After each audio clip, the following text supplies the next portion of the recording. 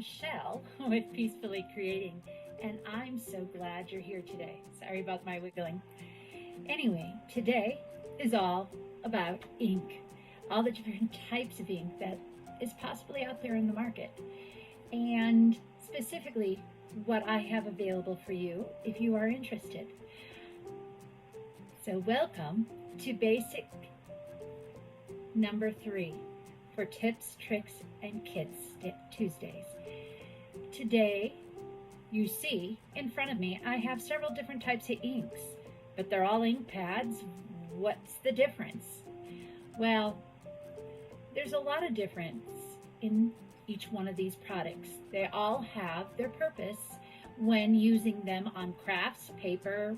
You could use stamps on fabrics. You can use stamps on wood, metal, jewelry, to make jewelry. There are so many things you can do with these different types of inks.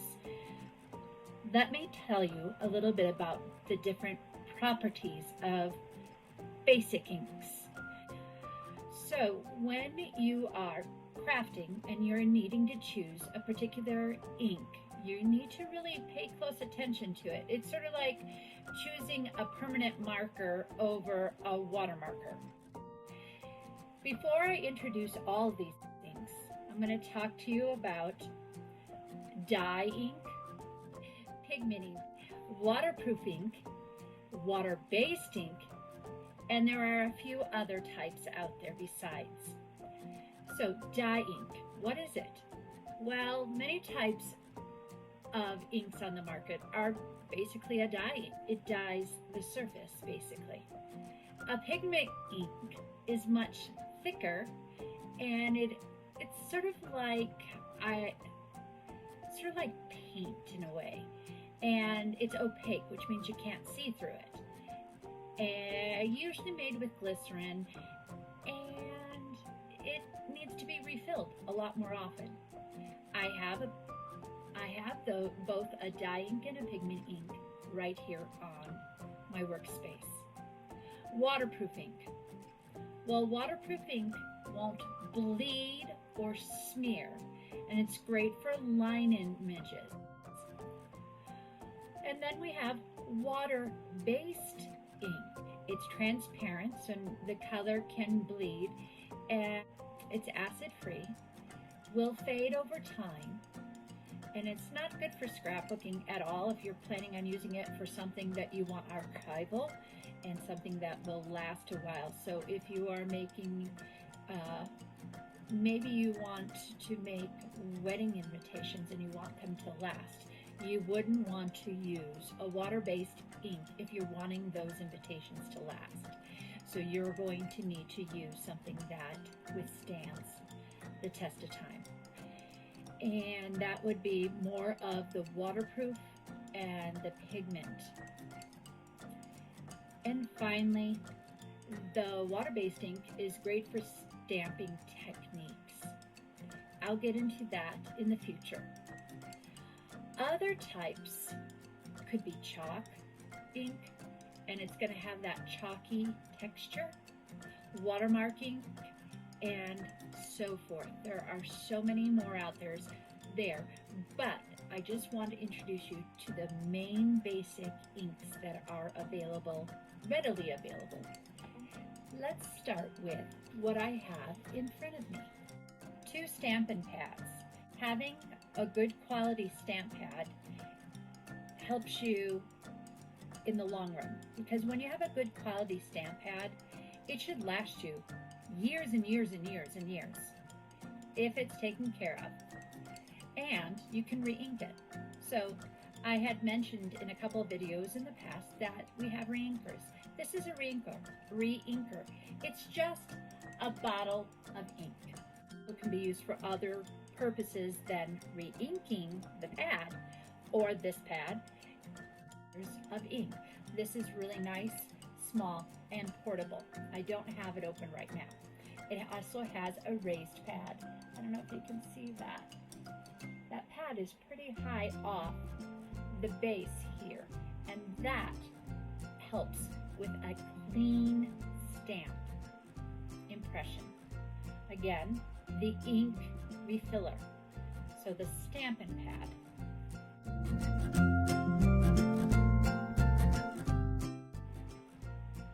It also has a raised pad, and then you slide it to put it in space. Well, the reason why you slide it, it takes up less space on work area, so that's nice. When you close it, you give it a little push. When these stamp pads come, they're all encased in plastic so that they're fresh and ready to go. The neat thing, if you noticed, when I close the lid, the pad actually faces upside down. That allows all the ink to stay at the surface and allows it to give a really good crisp quality right away. After you take off the plastic, you will see that there are items on the back. So if I store my ink pad like this and all I see is this part, I don't know what color it is. If I store it like this, which I tend to because I put them in drawers, I can see the color. What if I turned it around? Can't see the color. What if I put several ink pads in a row that are a dark color? For example, if I put Memento ink, and I didn't know it was Memento ink, right here, it's sort of hard in a quick stamping, if you're doing some projects rather quickly, it's hard to tell which one is which if the pads look exactly the same. So, what do we do about that? Let me share that with you. When you get a fresh new ink pad, what you're going to do, you're not going to have it open like I have it right now. You're going to see that in the back is the title in another language and another language, and then finally another language, because these are the most common languages that Stampin' Up! Sells to. And then you have a blank one. You see that there is a peel right here, so that's what we're going to do. We're going to go ahead, excuse me, and peel that off. And that's okay that that one came off, because I like to use all of these because it gives me an idea of the color, even if it's in a different language. That's okay. So I'm going to take that one off, put that to the side. Now they're easier to peel off, and I'm just going to place this right in here. That way, if I am in a hurry or whatever, I have another place that is located. Then I'm going to take this one right here, and there's a little ledge right here. If you take a pair of tweezers, Stampin' Up! Now sells these really reversible tweezers, which are really nice for multiple reasons. I'll tell you another time. And you just stick it in there. And now, when you have this open this way, you can see what color that stamp. More, I'm going to close this up. So I pushed it. I'm going to take this next one that's in English, and on the front of the pad, there's a little location here. I'm going to put that one right here. So now I can see that this is early espresso. Well, I noticed in French they have espresso, so I'm going to have that on the opposite side so that I can, no matter which way I put my labels, I can see it. And I'm going to leave one more on the back just in case it's upside down. Therefore, I know the color that I'm looking at. It's easy as that. Now, okay, this is the classic stamp ink pad. And this is the stamp spot. And the stamp spots are now coming not only in Paper Pumpkin, but they also come with our new kits that are out there. If you haven't seen the kits and don't have enough time to do stuff, like you want to craft or you want to do something creative, the kits are awesome, but they come with a stamp too, so that's really nice. And then the ink refills, and they are dye-based and acid-free. They are quick drying also. Now we're going to go on to the craft ink, and it also has refill. This is a permanent ink. If you notice, mine is a little discolored, and that's okay, because this is the one that you have to refill more often. I just filled it a few seconds ago. Remember, it is opaque, so see how it's a very paint consistency? And I just squeeze it on. I run back and forth, back and forth. And it's okay when you get this. This will come empty. It will have the pad inside. You will get a bottle, and you'll have this wonderful pad to use, and you want to fill it in. So I'm showing you a really quick version of doing this.